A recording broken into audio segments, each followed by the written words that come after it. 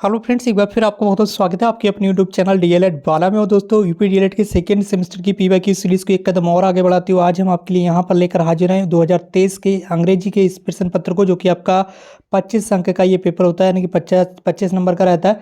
1 घंटे का इसमें समय मिलता है। सबसे पहले अभी आपको बताइए होगा, आपकी ऑब्जेक्टिव क्वेश्चन की जो सीरीज है वो लगातार चल रही है, और इसके बाद अब आपके वेरी शॉर्ट आंसर टाइप भी स्टार्ट होने जा रहे हैं बहुत जल्दी। तो जितने भी नए भाई बहन हैं, तुरंत चैनल को सब्सक्राइब करके बेल आइकन को प्रेस कर लीजिए, क्योंकि यहाँ पर आपको सभी पिछले वर्षों के जो प्रश्न पत्र हैं वो लगातार यहाँ पर सॉल्व कराया जा रहा है। तो चलिए दोस्तों, ज़्यादा टाइम ना वेस्ट कर, तो आज की इस क्लास को स्टार्ट कर ही देते हैं। तो आज की क्लास का सबसे पहला प्रश्न आप स्क्रीन पर देख सकते होंगे, आ चुका है। ये 2023 का अंग्रेजी का प्रश्न पत्र है। सेकंड सेमेस्टर के जितने भी भाई मैंने अपनी परीक्षा की तैयारी अच्छे से कर लें, क्योंकि तृतीय सप्ताह में आपकी परीक्षाएं प्रस्तावित हैं।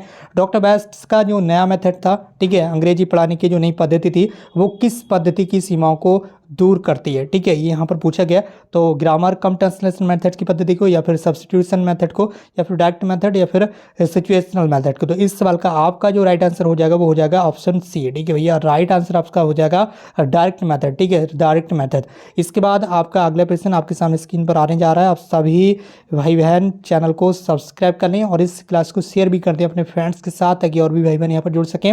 आपका दूसरा प्रश्न है, द प्रोडक्टिव स्किल्स, जो उत्पादन वाली स्किल्स होती हैं ऑफ ए लैंग्वेज आर, ठीक है, उत्पादित जो स्किल्स होती हैं, ठीक है, वो कौन कौन सी हैं। लिसनिंग, ये आपकी ग्रहणशील स्किल है, कैसी है, ग्रहणशील, ठीक है। और इसके अलावा रीडिंग, ठीक है, इसके ये भी आपकी ग्रहणशील स्किल है। इसके अलावा स्पीकिंग, ये उत्पादित है, ठीक है, ये प्रोडक्टिव स्किल है, ठीक है। लेकिन यहाँ पर जो लिसनिंग है ये यहाँ पर प्रोडक्टिव नहीं है, ये रिसेप्टिव है, ठीक है, ये रिसेप्टिव है, ठीक है। ये चीज़ यहाँ पर ध्यान रखना। तो ये ऑप्शन भी आपका कट गया, ये भी कट गया, ये भी कट गया। इसके बाद 14 ऑप्शन आता है स्पीकिंग, ये आपकी प्रोडक्टिव है, ठीक है, उत्पादन हो रहा है इससे। और राइटिंग भी आपकी प्रोडक्टिव है, ठीक है, इससे भी आपका उत्पादन हो रहा है, ठीक है।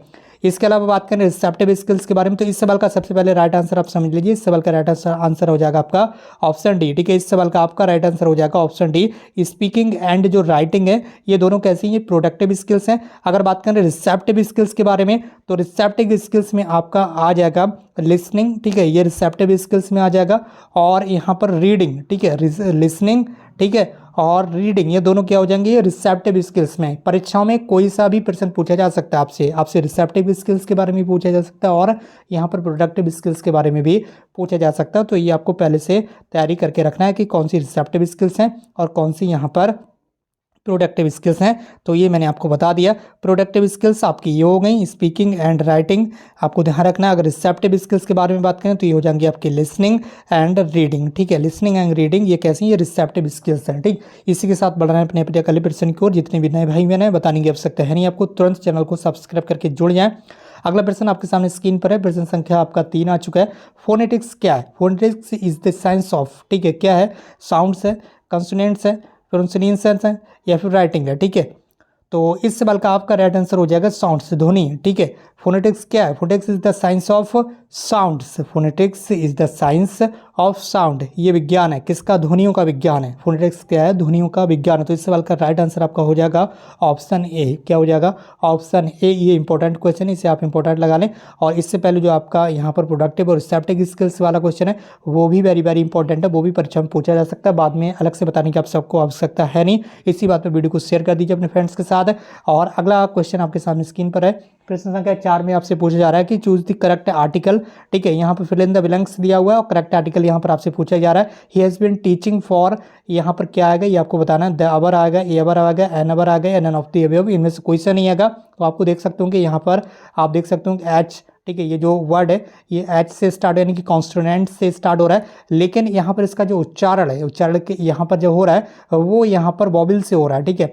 यहाँ पर एच क्या हो रहा है, ये साइलेंट रह रहा है, आवर पढ़ा जाएगा, आर पढ़ा जाएगा, ठीक है। तो यहाँ पर क्या है, आपका एन का यूज़ किया जाता है, ठीक है, एन का यूज़ किया जाता है। जहाँ पर उच्चारण वॉवल के द्वारा होता है वहाँ पर आप एन का यूज़ करते हैं, यहाँ पर आपको ध्यान रखना है। तो इस सवाल का आपका राइट आंसर हो जाएगा ऑप्शन सी, ठीक है। ऑप्शन सी आपका राइट आंसर हो जाएगा। यहाँ पर क्या आ गया, he has been teaching for an hour, ठीक है, फॉर एन आवर, ठीक है। इसके साथ बढ़ रहे हैं अपने अगले प्रश्न की ओर, और ये आज की क्लास का अंतिम प्रश्न है।